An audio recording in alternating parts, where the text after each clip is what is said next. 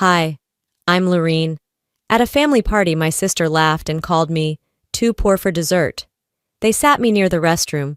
My name wasn't even on the place card, but what they didn't know was that I owned the property they were all clapping about. It wasn't the first time they tried to write me out, but this time I brought receipts. Why do the people closest to us rewrite our stories until we stop letting them? It was supposed to be a celebration. At least, that's how Mom pitched it. "Just a nice family dinner," she said over the phone, her voice all sunshine and silk, like we hadn't spent the last decade pretending I was some awkward cousin instead of her youngest daughter. I knew better than to expect warmth, but I didn't expect the napkin. The hostess guided me past the main table, past the polished oak center spread with white hydrangeas and linen napkins, until we reached a small side table tucked near the hallway to the restrooms, and there it was. A single place setting. A paper napkin with my name scratched in blue ink. Everyone else had elegant printed place cards. "You sure this is mine?" I asked, trying not to let my voice crack. "Oh yes," she smiled politely. "Mrs. Hale said this was correct." She turned on her heel before I could answer. I sat down, slowly, adjusting the hem of my dress, already regretting the effort I made. Across the room, Kelly sparkled like a Macy's mannequin, tailored suit, teeth too white, laughter just a little too loud. She waved at someone near the bar, then caught my eye for a split second and turned away like she hadn't seen me. Of course she saw me. As more family members filtered in, the air thickened with the clinking of glasses, the scrape of chairs, and that familiar undercurrent of competition. Real estate wins, Ivy League internships, retirement plans. So luxurious it's almost embarrassing. Everyone had a polished story. I had a paper napkin. The server brought bread.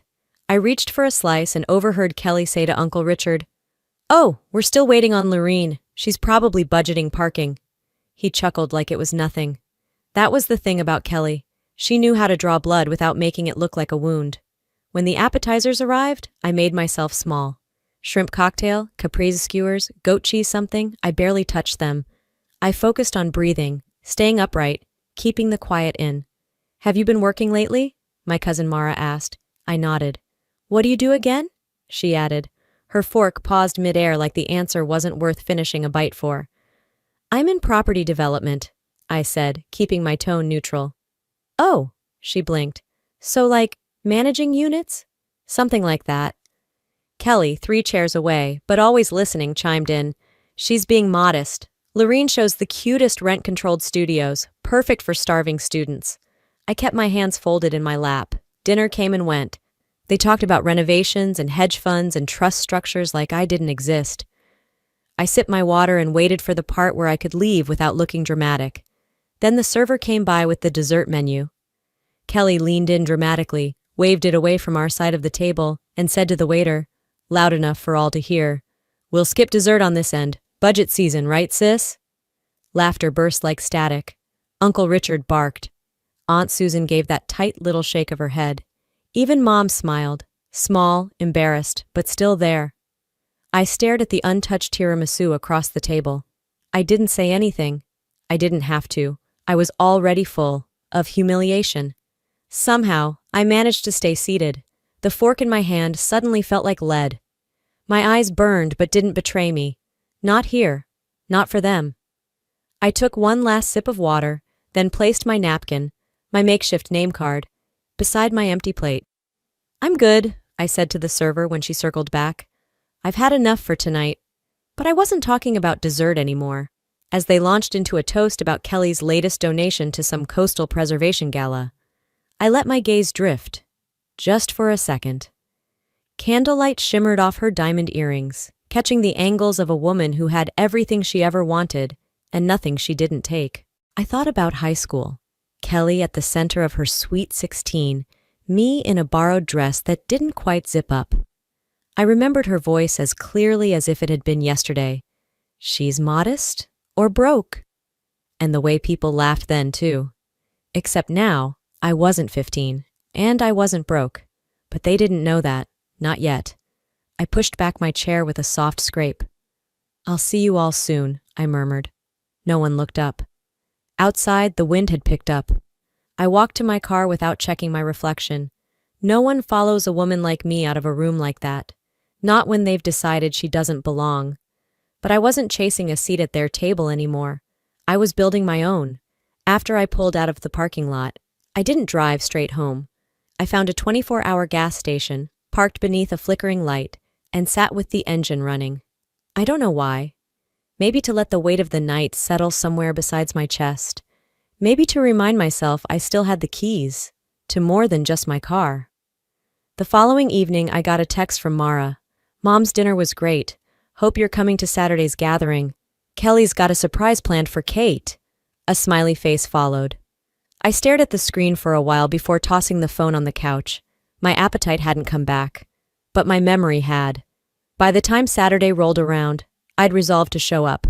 Not to smile, not to forget, just to watch. It was held at Kelly's house this time. Her backyard patio was strung with market lights, glowing warm against the early spring dusk.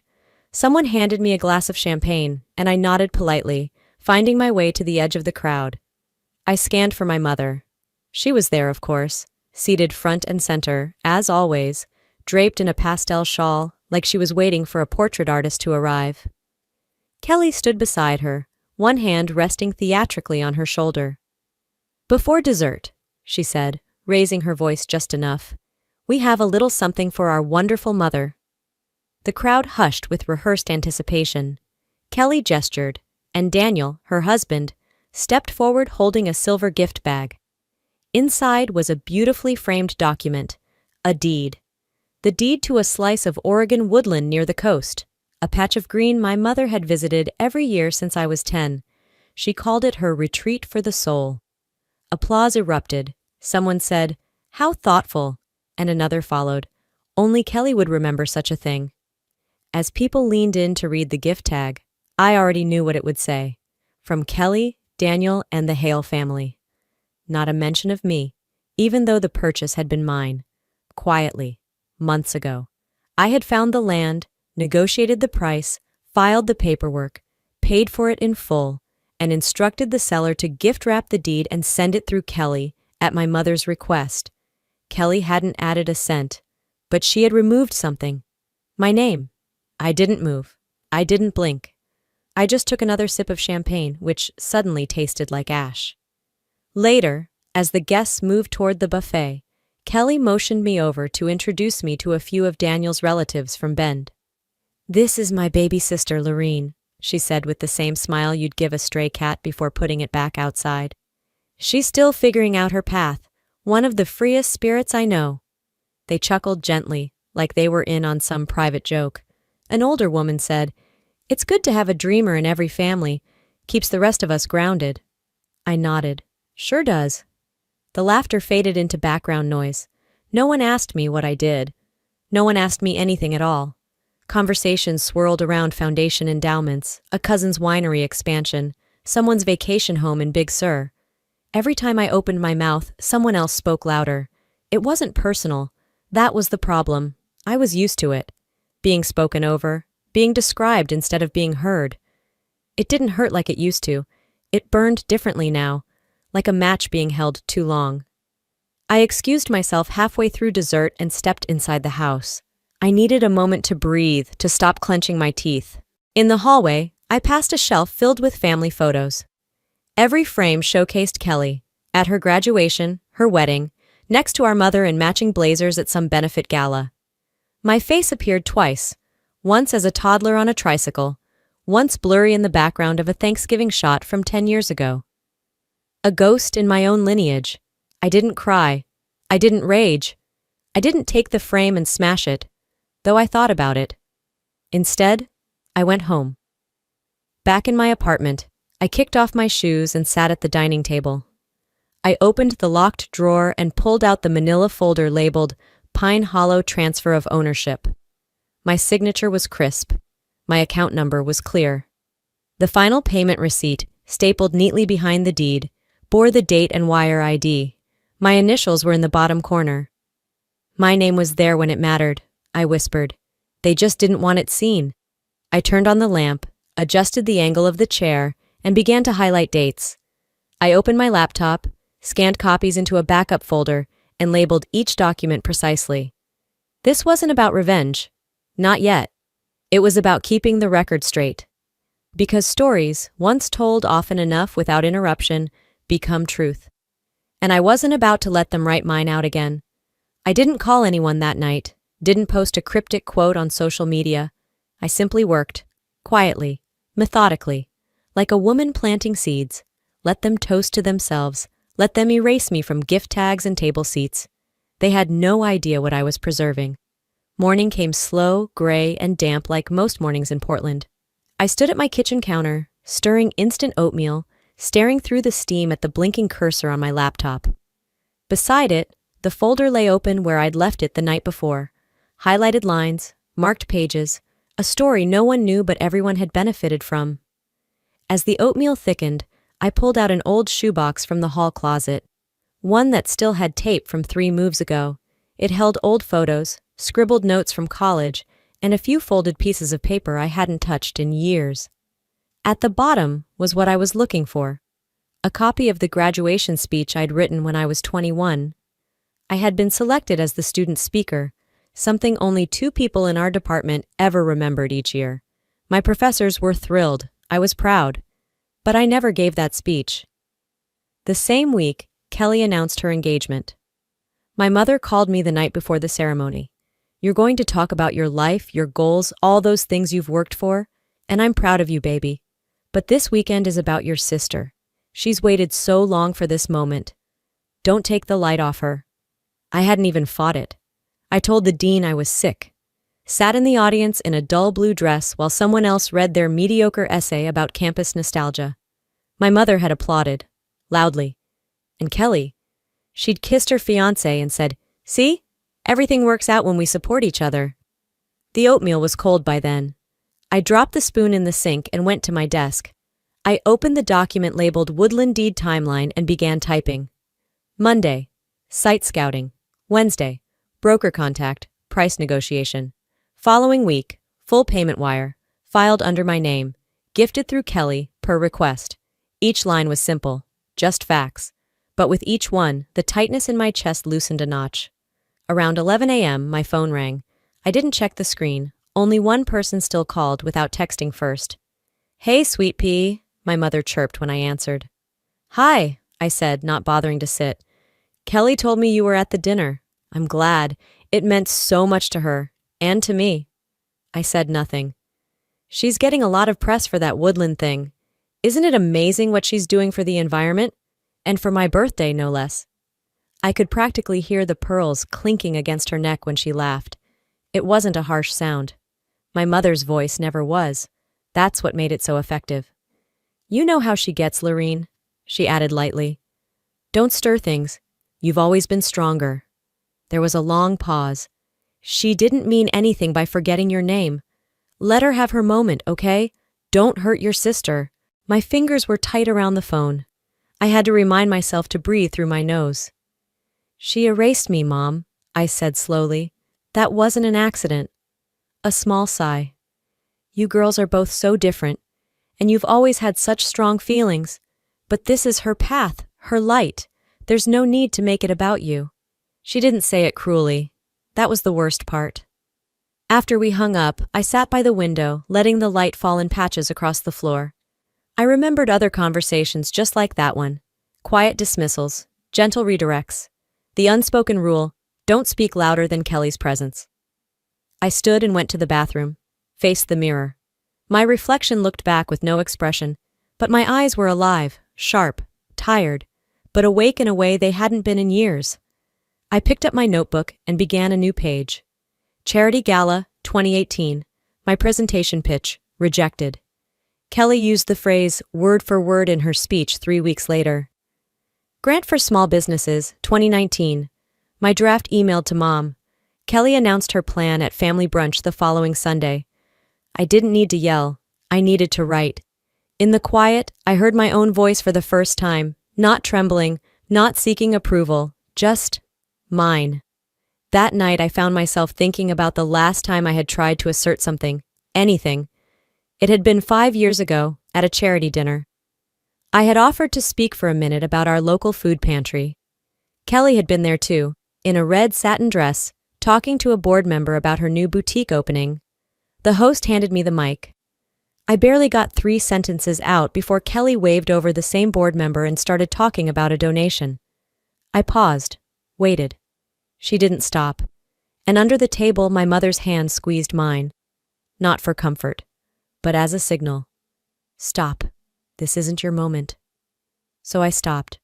I handed the mic back, smiled like a good daughter should, but I never spoke again at any family gathering, until now. This time I wasn't going to whisper politely while being erased. I was going to write it down and make them read it. 2 days later, I showed up at the gallery. I hadn't RSVP'd. I didn't need to. Years ago, I helped secure the funding for the very building the event was held in, quietly, without a speech or plaque. The architect knew, the city knew, but my name never made it to the donor wall. I parked 2 blocks away, walked slowly under a gray Portland dusk, and stepped into the space like I belonged there, because I did. I didn't wear anything flashy, just a dark, well-fitted blazer, flats, and a sense of stillness I hadn't felt in years. Inside, everything looked curated. Reclaimed wood floors, track lighting angled just right, art that whispered authenticity with a 5-digit price tag.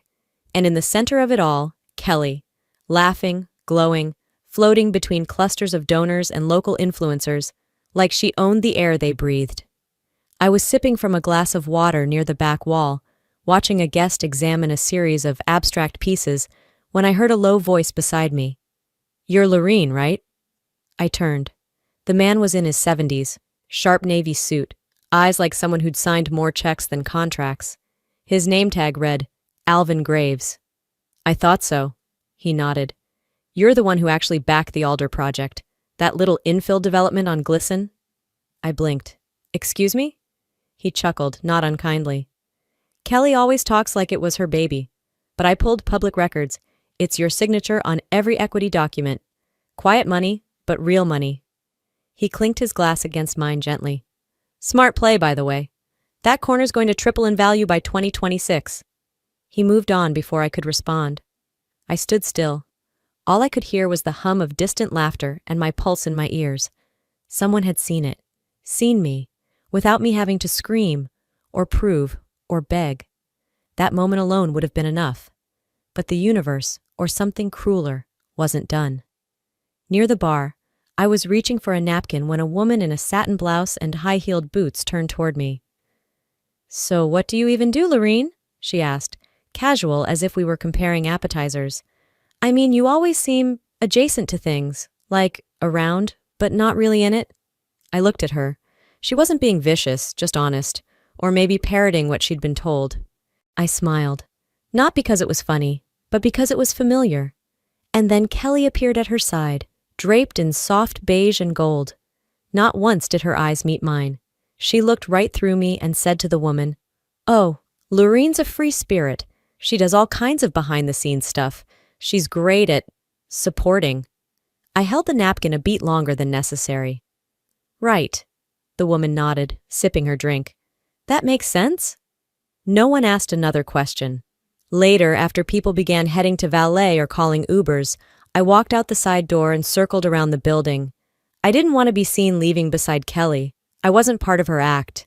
By the time I got home, I was out of breath, but not from walking. I turned on my desk lamp, pulled out my laptop, and logged into the private server where I stored everything, Westwind Assets, a system I built from scratch, without anyone's help or knowledge. I ran my own audits, tracked my own property trails. And just like Alvin had said, Kelly's charities were nothing more than branded facades. Legally, the LLCs belonged to her, but the capital came from my accounts, silent investments, strategic partnerships where she was the face, and I was the risk. I printed 5 pages and laid them out on the dining table like puzzle pieces. Ashcroft Commons, Harborview Green, Alder Project. Each had one common note: initial funding by L.T. Morgan. My name, my money. She'd taken the credit and left me the liability. I didn't cry. I didn't throw anything. I just filed every document into a binder marked "if needed." Let them keep talking. They didn't know the storm was already named. I was just waiting for the wind to shift. I turned off the lamp and walked into the kitchen for a glass of water. From the window, I could still see the glow of the city, the gallery a faint blur in the distance.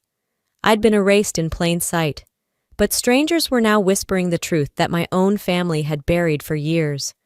And those whispers? They were louder than any speech I never gave. I was heading for the door to get ready for bed when my phone buzzed. A text. From Kelly. Don't get dramatic. Tonight wasn't about you. Try not to repeat history. No greeting, no punctuation. I stared at it for a long moment, and then, as if I were watching a rerun of a very tired show, I remembered the last time she'd used that phrase. I'd brought a guest to a family barbecue, someone I'd been quietly seeing. Kelly had pulled me aside and hissed, "Don't make this a thing. Don't get dramatic." I had laughed it off back then. Now I typed back, "You're right. Tonight wasn't about me, but the next one will be." I didn't wait for a reply. And when I heard her heels later at the valet line, yes, we parked at the same gallery deck, I didn't step aside. She walked past me without pause, then hesitated, turned her head slightly. "Try not to make this a habit, Lorene. You've done enough of that in the past." Her tone was airy, practiced, meant to sting without leaving a visible mark. I didn't flinch, just looked at her and smiled, the kind that doesn't move past the mouth. "I'm just getting started." She walked off. But this time, the silence I held wasn't surrender. It was preparation. The drive home was silent, except for the click of my turn signals. Portland's streets were mostly empty at that hour, and so was I, on the surface. But something had shifted. My thoughts were sharper now, not spinning, focused. Back in my apartment, I kicked off my shoes, poured myself half a glass of wine, and turned on the desk lamp. I pulled out the binder I'd started earlier that week and added a fresh tab, reassignments. It only took 15 minutes to find what I needed. A scanned PDF, property transfer, 6 months old, tied to a mixed-use lot I had personally funded and registered under the Morgan family's development fund, a line item in the shared holdings, or so I'd been told. But the name on the latest deed? West Bay Properties LLC, managed by Kelly Morgan. No notice, no consent form, and certainly no vote. I double-checked the original agreement from 3 years back. My name was listed as co-founding trustee. Kate's signature was there too, albeit shakier than I remembered. I zoomed in, comparing strokes. The new document showed a nearly identical signature, but the formation date was off by a week, and the notary seal looked digitally pasted. There it was. Either my mother had signed something without understanding it, or Kelly had helped herself to something that didn't belong to her. Again. I leaned back in my chair, closed the laptop, and stared at the ceiling. The numbers didn't lie. They never did. They didn't care about feelings or family brunches or not making things a scene. They just told the truth. I folded the 2 documents and slid them into a plain manila envelope. Not to mail, just to hold. Sometimes evidence needs to breathe a little before it speaks. 2 days later, I showed up to brunch at Kate's house. Not because I wanted to, but because I needed to. The garden looked the same. Perfectly trimmed roses, stone pathway curved like an apology no one ever says aloud. Kelly was already there, in pastel and pearls, pouring mimosas like she ran the place. I walked over to her while she was alone near the peonies. "Got a minute?" I asked. She turned, that polite civil smile already forming. "Of course." I handed her the envelope. She didn't open it. "That's the original ownership doc from the Fremont lot," I said, voice steady. "And the reassignment paperwork you filed 6 months ago." Still no reaction. "I just want to be clear," I continued.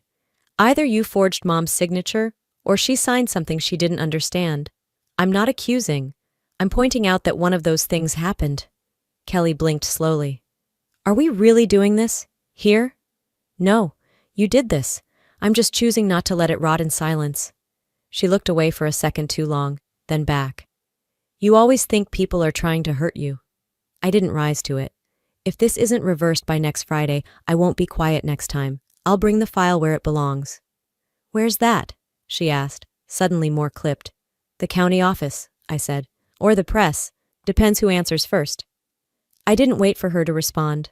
I turned and walked back to the table, smiled at Aunt Doreen, and passed the fruit platter like nothing had happened. That evening, back home again, I went deeper. Old tax documents, archived emails, the family trust files I hadn't touched in years. And there it was. A trust fund, formed under my name, my social, titled Morgan Emergency Holding Account, established 12 years ago, supposedly for mutual family support. The only deposits came from me. The only withdrawals? Kelly. For startup development, travel consulting, health investment, cute labels for what were essentially lifestyle upgrades. I wasn't just being excluded, I'd been financing the exclusion. I closed every account tied to the trust. The next morning I sent one email. Just one, no lengthy intro, just a subject line, correction or disclosure. The attachment was a spreadsheet, clean, simple, color-coded. One tab, line 14, column D, projected legal exposure, misappropriation of family-held funds. Kelly didn't reply. Kate didn't either. But I didn't need them to. I wasn't trying to win their approval anymore. I was issuing a warning, one they'd understand in their language. Documents, risk, public image. This wasn't about getting back what I'd lost. It was about ending the illusion that they could keep taking without consequence. If they still thought I wouldn't go public, they misunderstood the version of me that walked out of their garden. By midweek, I had gone 3 days without a response. No calls, no emails. Not from Kelly, not from Kate. Silence. The same old strategy. They'd use it like a shield and hope I got tired of shouting into the void. But that morning, while folding laundry with the TV humming in the background, a familiar name pulled me toward the screen. Up next, the anchor smiled, how one Portland entrepreneur is reviving neglected neighborhoods and community spirits with pastries and purpose. I stopped mid-fold, and there she was, Kelly, standing in a bright apron beside a community center kitchen counter, handing out neat rows of baked goods to smiling kids. My strawberry tarragon scones lined the trays, cut precisely in the same shape I always used, a design I had tested, perfected, and shared only in one place, my home kitchen.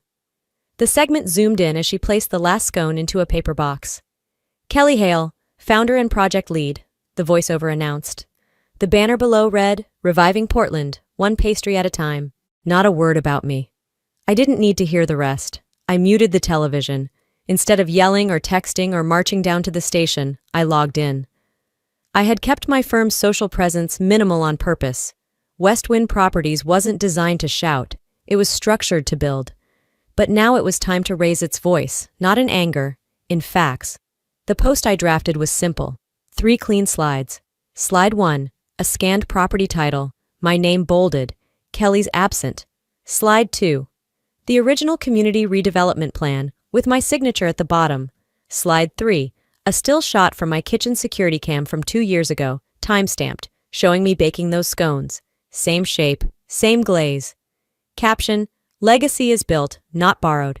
I hit publish. I didn't check the numbers, I didn't monitor shares, I didn't even scroll the comments. But within the hour, an old contact from the planning board messaged me. Saw your post, about time someone cleared the air. That afternoon the phone rang. Kate. Her voice was clipped. What are you doing? Correcting the record, I said evenly. You're making this ugly. No, I'm making it honest. There was a pause, too long to be accidental. You know how these things work, Lorene. People start digging, and you don't come out clean either. That made me laugh. I didn't spend 10 years hiding my fingerprints from what I built. She did. You'll ruin everything. Everything I didn't build? Let it burn. I ended the call. Later that evening, I drove to a strip mall on the east side. Most people would pass it without a second glance. A laundry shop, a tax office, a nail salon. But tucked in the corner was a tiny storefront with windows still taped from when I first leased it years ago for a pop-up event. It had been the first place I tested my pastries for community distribution. I'd let it go dormant. Until now. I reopened it for one day only. A charity bake sale. Everything priced at whatever people could afford. Proceeds to go directly to a tenant protection fund Kelly once bragged about spearheading. There were no fancy banners, no PR agents, no mimosas. Just folding tables, handwritten signs, and the smell of real vanilla and brown butter. The first hour was quiet. Then a few faces trickled in, then more. Near closing, a little girl stood at the counter holding a scone with both hands. These taste like the ones on TV, she said. I smiled. They are, I told her. You just never saw who baked them. A soft round of claps rose from behind her. A few customers nodded. One man slipped a 20 into the donation jar without taking change. It wasn't a crowd, but it was a beginning. And as I locked up, my phone buzzed again. 2 notifications. 1. A repost of my original slides by a local nonprofit, tagging both my firm and Kelly's handle. 2. A message from one of Kelly's key donors. Would love to meet the actual developer behind Ashcroft. Let's talk. They pretended I didn't exist, but now their donors were asking who really did the work.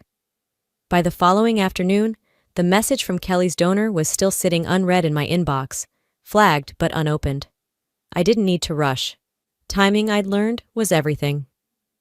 That evening, as Portland's skies shifted from gold to pewter, another envelope arrived. Hand-delivered, no return address. Just my name on heavy cream cardstock. The kind Kelly liked to use when she wanted to appear more polished than she actually was. Inside, an invitation to the Ashcroft Renewal ribbon-cutting ceremony. Officially, I wasn't listed as part of the program. Unofficially, they'd already lost control of the guest list. The event was set up in front of one of the newly painted community centers, the same one Kelly had walked through on TV. The sidewalk had been swept, flowers freshly planted. Rows of chairs faced a small stage with a podium and banner, building Portland together. I arrived 10 minutes before it began, dressed in dark gray slacks, a tucked-in blouse, no jewelry. Not because I wanted to blend in, but because I didn't need a spotlight to be seen anymore. Kelly took the stage in a pearl-colored suit, her makeup flawless, her smile tighter than usual. Flashbulbs popped, donors leaned forward, local council members clapped as she began. "This project is more than redevelopment," she said smoothly. "It's about lifting up areas long overlooked. You can't leave families stuck in places like Alder Street." A few heads turned. A few more chuckled politely. I didn't. Alder Street, where I lived, where I invested, where I had built something when no one else would. Kelly's words weren't random. They were surgical. She wanted the audience to hear low income and think not me. I didn't flinch. But the woman next to me, a staffer from the city housing department, raised an eyebrow. 2 minutes later, a man in a navy vest from a local nonprofit leaned across the back row and whispered to a reporter, handing him a single page. The journalist scanned it, then did a double take. The paper showed the primary equity breakdown for Ashcroft Renewal. Line 1, West Pine Holdings, 76%. Line 2, LLC owner, L. Hale. No mention of Kelly anywhere in the legal filings. The reporter leaned toward his cameraman, who began adjusting his angle. Kelly continued, unaware. "We were inspired to create a model that not only renovates, but preserves community identity. Because home isn't just a place, it's people." As she wrapped up, the applause sounded slightly offbeat. The claps weren't synchronized. Something had shifted. "Kelly," the reporter called from stage left, "can you clarify the role of West Pine Holdings in this project?" Her jaw moved, but only her bottom lip twitched. "We've always collaborated with firms aligned in values," she said, blinking twice too quickly. "Was your sister one of them?" Kelly's head tilted, just barely. Her voice came out warm, practiced. "She's always been supportive in her own way." I didn't walk toward the stage. I walked toward the man from the nonprofit. We shook hands. "Would you be willing to answer a few questions?" he asked quietly. I nodded. "Let's step out of the noise." We sat down at a folding table under a canopy just outside the perimeter of the main crowd. A small community blog had sent a contributor. Young, serious, wearing a press badge made on a home printer. I didn't grandstand. I didn't vent. I walked him through the timeline, the filings, the development phases, the partnerships that never got named. I showed copies of permits, my permits. I let him record me, saying clearly, I didn't need to be the face, I just wanted to protect the foundation.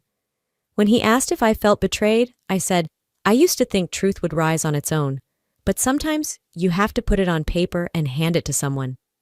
As we wrapped up, the city housing staffer who had sat next to me earlier approached. "Smart play," she said. "What do you mean?" "Letting her say it first," she replied. "People don't forget who tried to own something that wasn't theirs."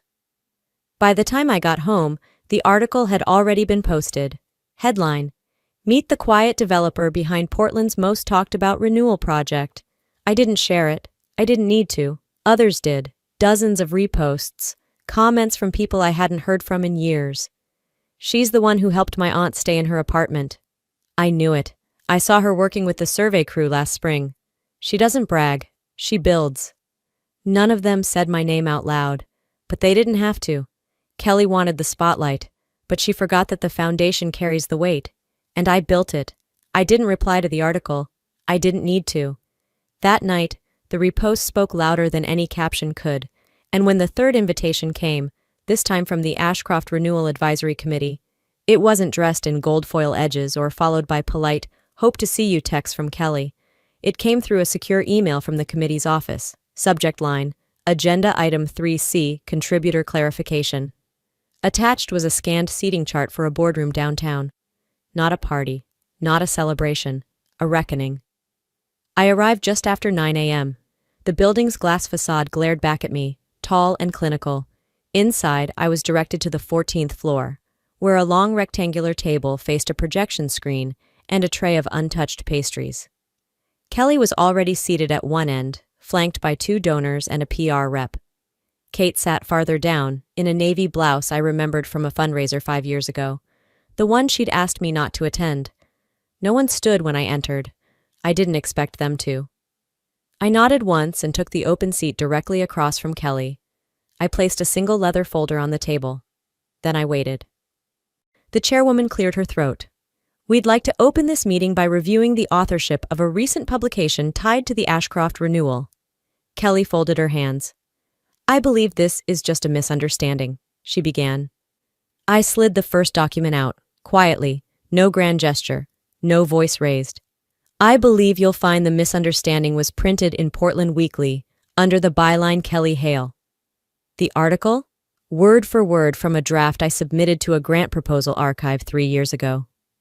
I passed around both papers, one stamped with the Library of Congress copyright filing. The other? A copy of the glossy feature with Kelly's smile taking up the top right corner. The room fell into a stuttered silence. One of the board members coughed into his fist. A legal aide adjusted her glasses. Kelly opened her mouth. I didn't wait. This wasn't about inspiration, I said, calm and precise. It was theft, of authorship, of narrative, of identity.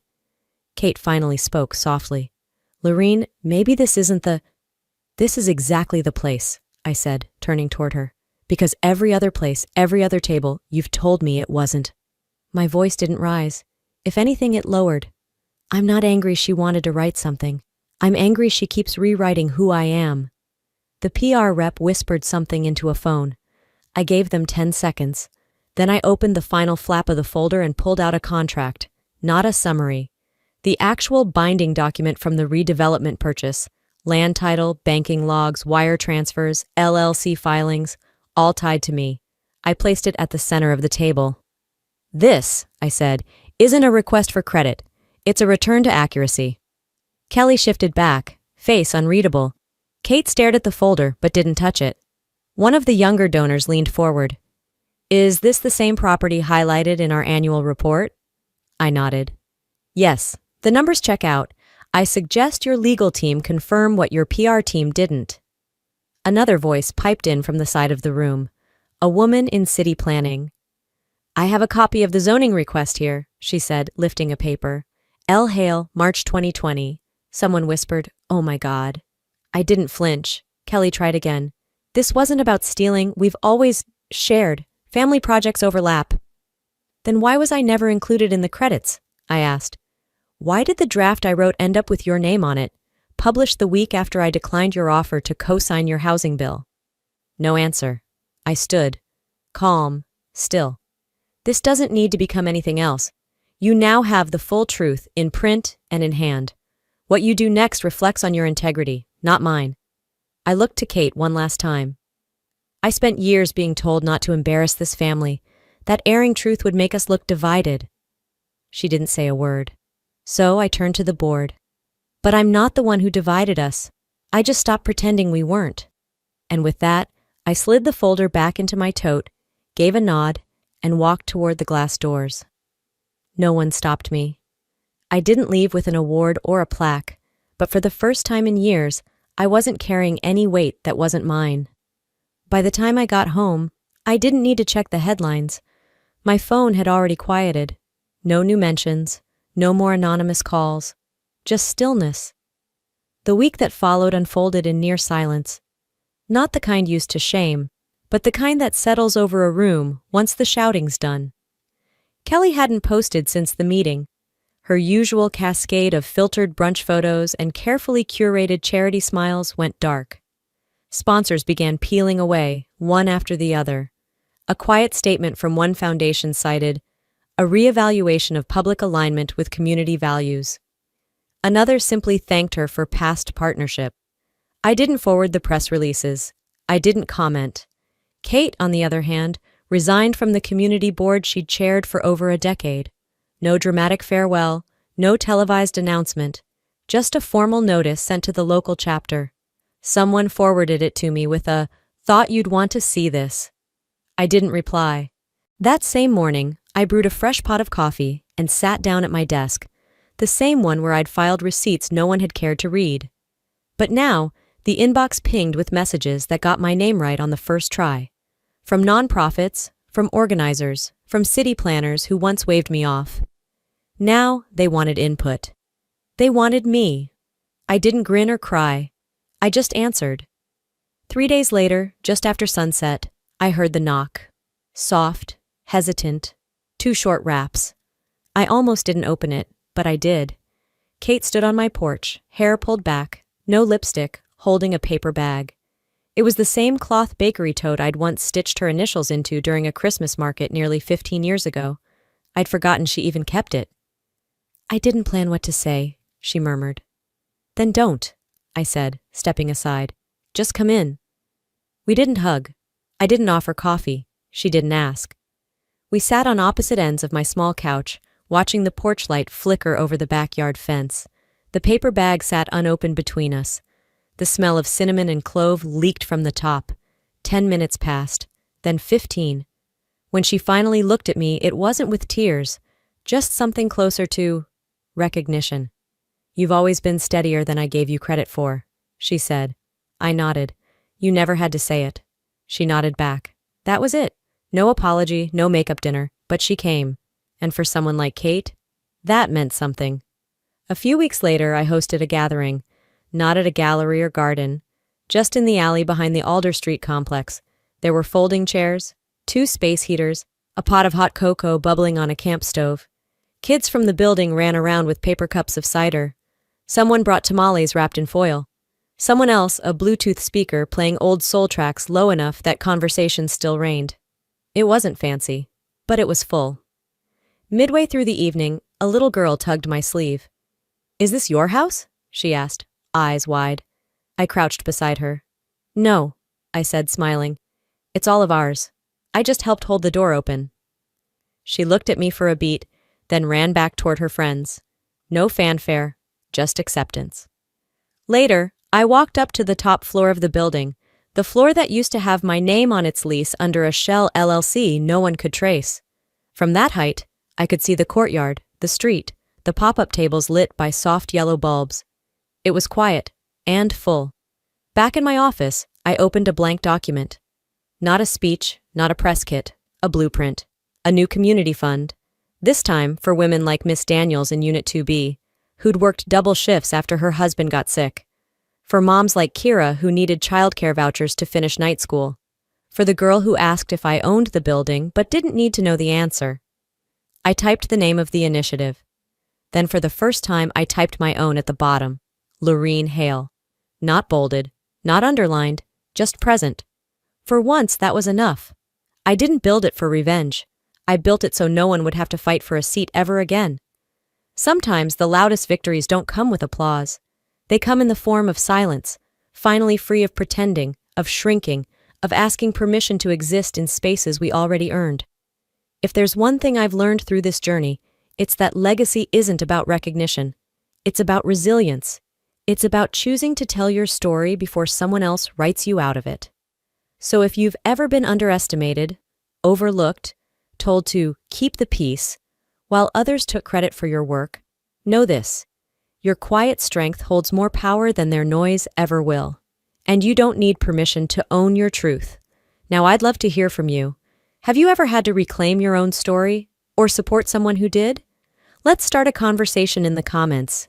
Type 1 if this story resonated with you, or just tell me where you're watching from. And hey, if this story didn't speak to you, I'd still love to know why. Your thoughts matter. If you're still here with me, thank you. And if you want more stories like this, real, raw, and deeply human, make sure to subscribe to this channel so you don't miss what's next. We're just getting started.